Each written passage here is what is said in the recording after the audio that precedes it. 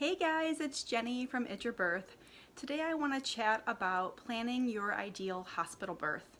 Now most of you who follow me know that I'm a home birth midwife and that is my specialty, but many of you don't know that when I was doing my training as a home birth midwife, I was doing a ton of professional doula work, birth doula work in the hospital. Most of the clients that I attracted when I was being a birth doula were clients that wanted a natural, low intervention childbirth, but they were planning to have their babies in the hospital. So I have attended every kind of birth experience you can possibly imagine. Less than 2% of the overall population has home birth. So that means that 98% or more of you ladies are having your babies in the hospital. So we need to empower you with as much information as possible to help you achieve your ideal birthing goals. So today I'm going to go over the top tips that I would offer up to clients who were not ready for home birth. They are more comfortable having a hospital birth, and you should birth wherever you feel the safest. That is a good rule of thumb to go by. So the first thing that I would suggest is to start to learn your options about birth. If you don't know your options, you may not have any options. You may be dependent on what's just being offered at the location that you've chosen to birth at. We are a culture that has instant ability to start researching all of our options and choices for everything that we do in our lives. Think back to your wedding day when you interviewed multiple vendors for your wedding to see who would be a good fit for your special day. That took a lot of time and energy and shared decision making with your partner as well. So how do you know what options you have for birth? I would suggest taking a very good, comprehensive, natural childbirth education series. Now there are a lot of options for childbirth education classes that are out there, including hospital-based classes. But my recommendation would be to seek out a private educator. And some of the options out there are hypnobirthing, the Bradley method, Lamaze. A lot of birth doulas are now offering childbirth education series as well. When you choose to take a private childbirth education class, you're likely going to be getting all of your options. If you choose to take a hospital-based class, that may be okay too.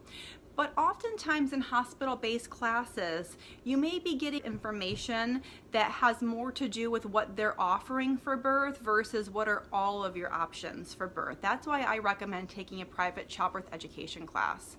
In addition, I would recommend doing a lot of reading. There are so many great books out there right now, and I'll give you just a few here that are on my personal recommendation list.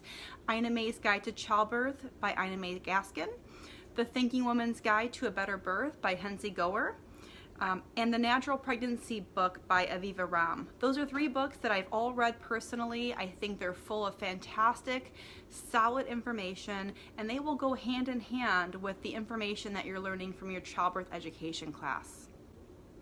I would also recommend watching as many birth documentaries as you can. We have so many great documentaries that have come out in the last decade that really give you great information. They are full of professional birthing advocates that have stellar evidence-based information about birth and why birth is the way that it is in America and why it may be challenging for some of you to have the kind of birth experience that you're looking for if you just go to any random hospital or any random provider. The films that I would recommend are The Business of Being Born. There was a sequel that came out called More Business of Being Born a couple of years after. Orgasmic Birth, Born in the USA, Born in Water, Gentle Birth Choices, and there are a ton of YouTube videos around natural births as well. Part of the benefit of watching birthing videos is that it allows us to see birth in the way that it can be versus what we have been raised to believe that birth is. Most of us were raised in a culture that makes birth fearful, scary, dramatic, and full of emergencies. So many of us have not had the opportunity to see what birth can be if birth is supported in the natural, physiological way that nature intended for it to be. So watching a lot of those films will not only plant the seeds of what your birth could be, but it also allows your partner to see birth, likely for the very first time, and also allows your partner to watch how other partners are supporting their spouses during labor and delivery as well. I'm going to provide a quick list of the top questions that I have been passing out in childbirth education classes for over the last decade that I think are really important. And one thing that I want to really highlight here is you don't want to ask your providers ever, will you allow me to do A, B, C, and D? When we ask permission, that puts us in a place of our provider being in charge of us and our care and our baby. But really, we want to be doing shared decision making with our providers. We want to be able to be supported in our choices. So instead of saying, am I allowed to, I like to flip that to, would you support my choice in A, B, C, or D? So I'll just quickly go through this list of questions. 1, if I write a birthing plan, will it be honored?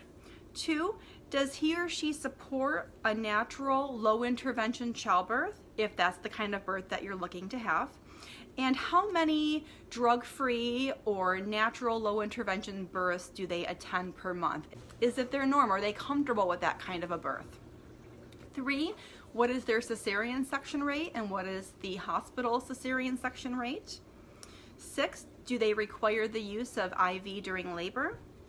Do they require the use of continuous fetal monitoring during labor, or would they support your choice if you were healthy and low risk to have intermittent monitoring, which is where they come in to listen every so often with a handheld Doppler versus having you be on the continuous monitor strip for all of your labor? What is their episiotomy rate? What is their practice on breaking your bag of water, which is called AROM, artificial rupture of membranes? What is the policy on eating and drinking during labor? Would they support your choice to labor in the shower or tub? And if your waters were broken, would they still support your choice to want to have some relief by being in the water?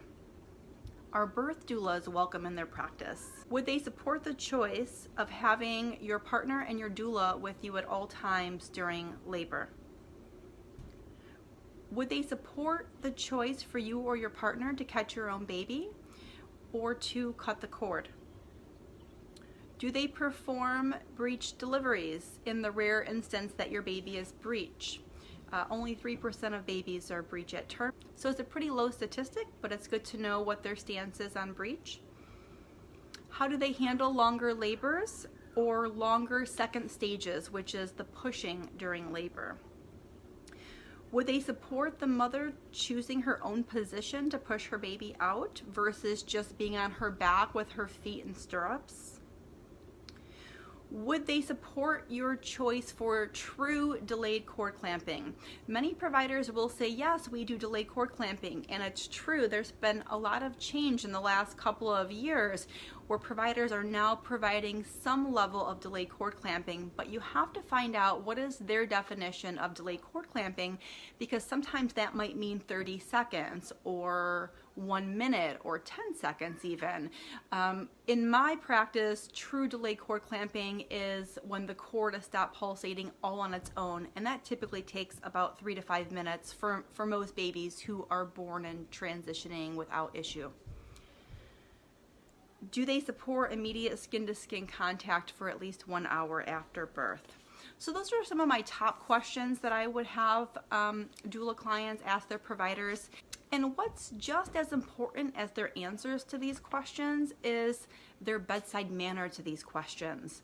Are they giving you their time? Are you feeling as though they're hearing you and they're respecting you and they're giving you good, honest answers, and they're not making you feel bad for asking questions or maybe wanting to do things a little bit out of the normal scope of what usually happens for most hospital births.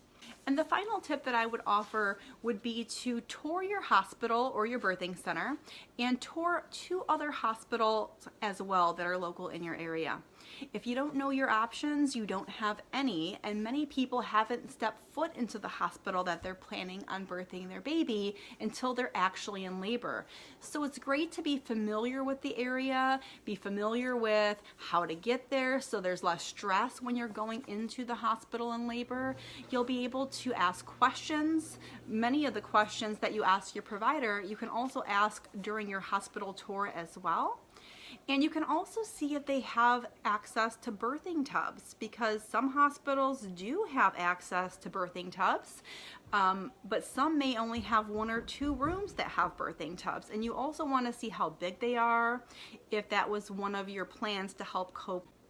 I hope the information in this video has helped to give you some guidance as you work through the journey of growing and deciding what kind of birth you want for this baby. Thanks for watching. Make sure to like and subscribe, and I will see you next time.